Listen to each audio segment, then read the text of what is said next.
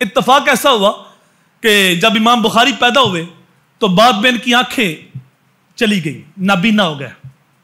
اب ان کی ماں سخت پریشان تھی، اللہ کی بارگاہ میں آہوزاری کرتی، دعا کرتی، التجا کرتی، اے اللہ تو کریم ہے، کرم کر، میرے بیٹے کی بنائی واپس کر دے۔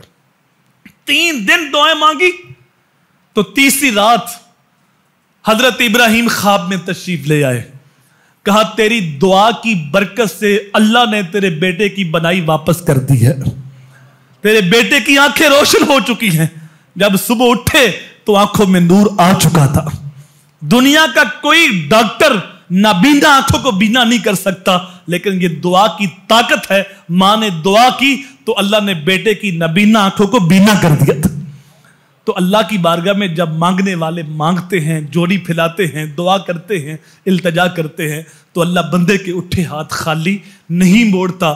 آپ اپنی اولاد کو اللہ سے مانگنا سکھاؤ، اپنی اولاد کا تعلق اللہ کے ساتھ مضبوط کرو۔ ہمارا المیہ یہ ہے کہ جب کوئی مشکل وقت آتا ہے تو ہم اپنی اولاد کو کہتے ہیں کسی افسر کے پاس چلے جاؤ، فلاں ایم پی کے پاس چلے جاؤ، فلاں ایم این اے کے پاس چلے جاؤ۔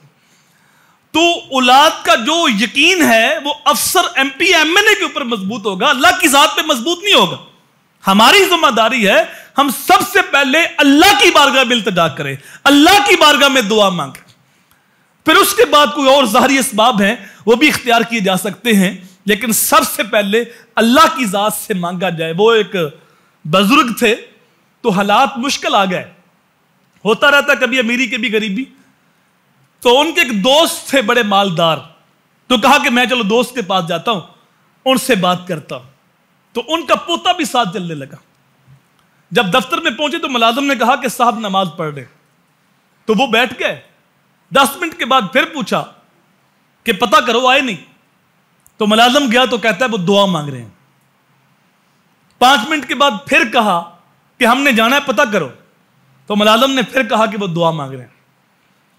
تو پوتے نے کہا بابا جی ہم اس سے مانگنے آئے ہیں اور یہ کسی اور سے مانگ رہے ہیں، تو ہم بھی اس سے نہ مانگے جس سے یہ مانگ رہے ہیں۔